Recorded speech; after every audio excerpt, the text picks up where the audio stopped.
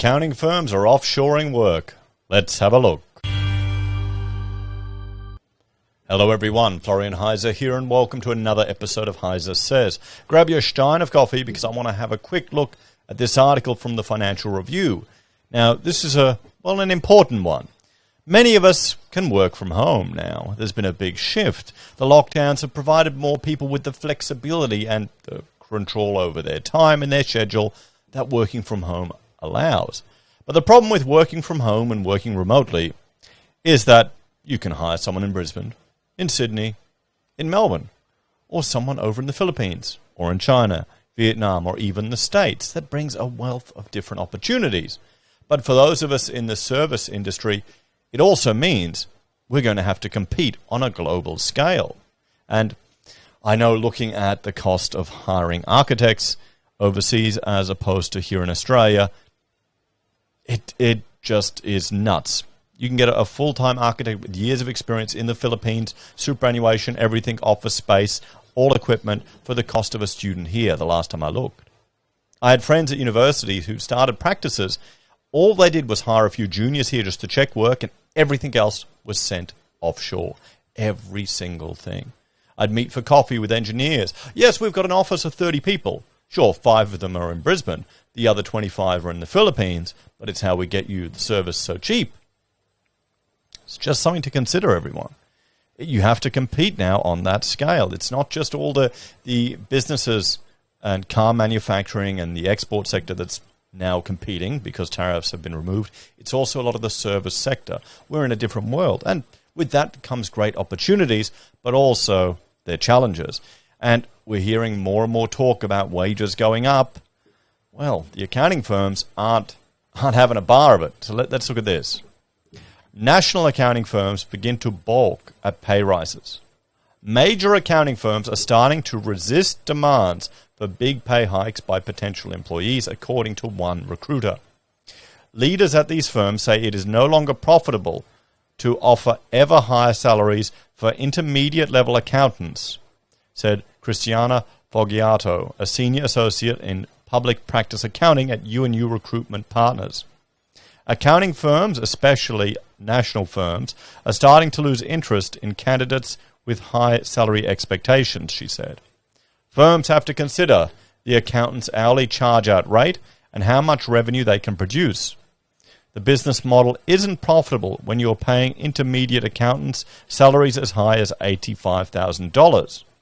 A few firms have told me they're going to consider an offshore team to offset the cost of rising salaries. Now, I would not be surprised or shocked at all if we start to see this. If we start to see more and more firms offshoring their work because it's accounting. It doesn't need to be done here.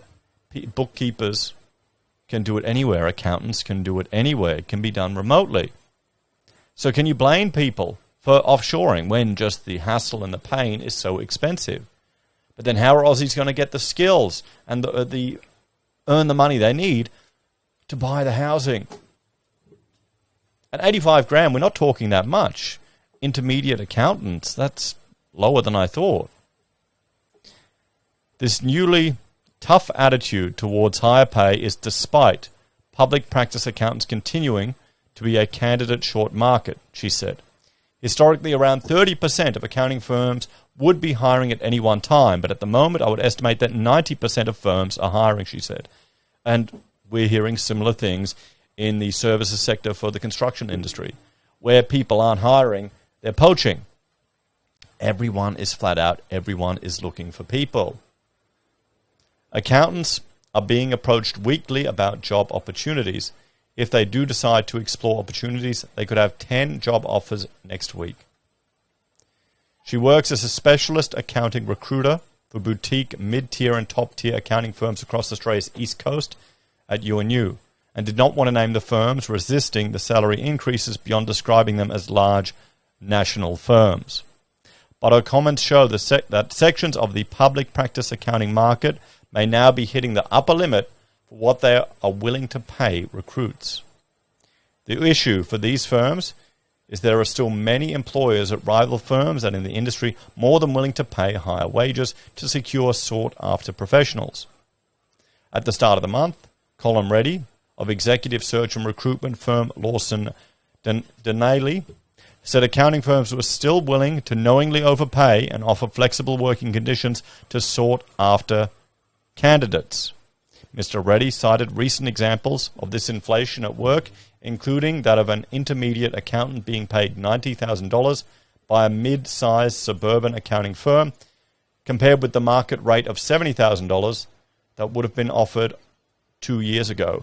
Now, I'm not at all, I mean, are these certified practicing accountants, or are they just accountants working for other people? 70 grand for mid-career? I mean, accounting is, it's a 4-year degree, isn't it? Am I out of date? I'm not impressed with these wages. And I thought accountants would be earning more, but then again, people also think architects earn more. It's not the case. Another recruiter, Paul Minton, of specialist recruitment business, Lemon Talent. Lemon? Why would you call it lemon? You don't want a lemon. You don't want a lemon car. You don't want lemon talent. You want sugar talent. You want awesome talent. Lemon talent. Lemon talent.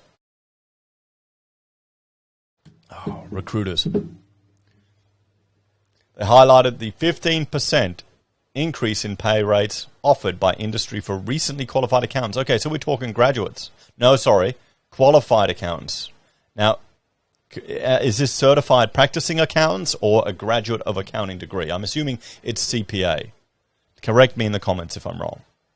Mr. Milton said recently qualified accountants from Europe can expect a salary between $100,000 and $105,000 in an industry role, up from between $85,000 and $90,000 2 years ago. So let's, what is an average accountant salary?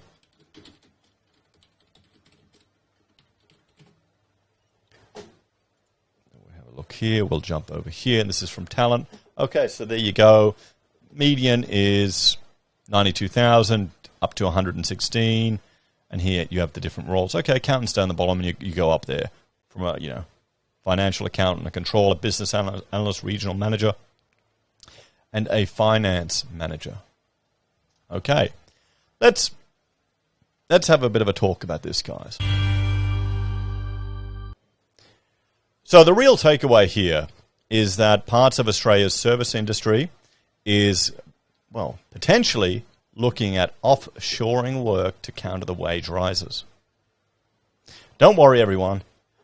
They're going to bring in 200,000 immigrants to help offset any potential wage growth. So this is the thing. You follow the advice you're given, you go to university, you get the accounting degree, then you struggle to get a graduate job, you're paying a fortune for your rent. The hope of even getting a house is a far distant dream. Because now you're not just competing with all the people here in Australia, you're competing with the entire world. You've got to compete with the entire world.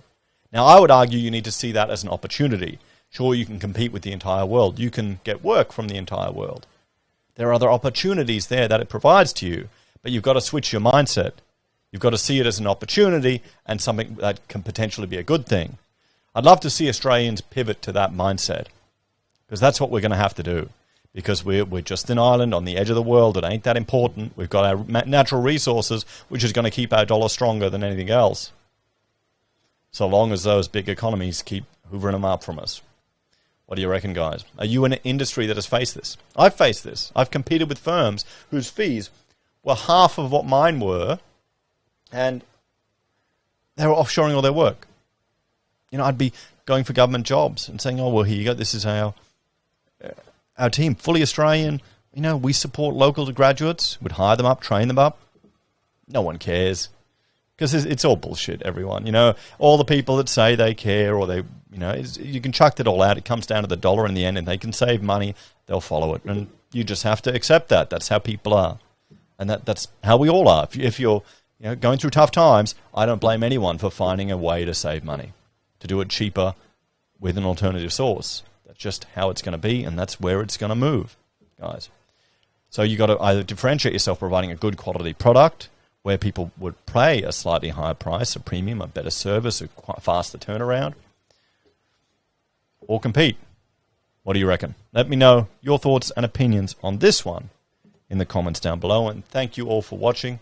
If you're a fan of the channel and enjoy the content I create here, there are a few ways you can support us. You can join us on YouTube or Patreon, sign up for SelfWealth or Stake, use our affiliate links at Amazon, eBay, Independent Reserve or AussieBroadband. You can even buy our merch. You can see this pocket squares here, handmade by Rachel, Australian made.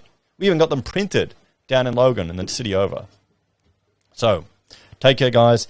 And I want to point you to this last video I did about a family being forced to live in a house just because of the issues they're having getting their house built. Take care, guys. Have a great day. See you in the next episode. Bye for now. It's good coffee.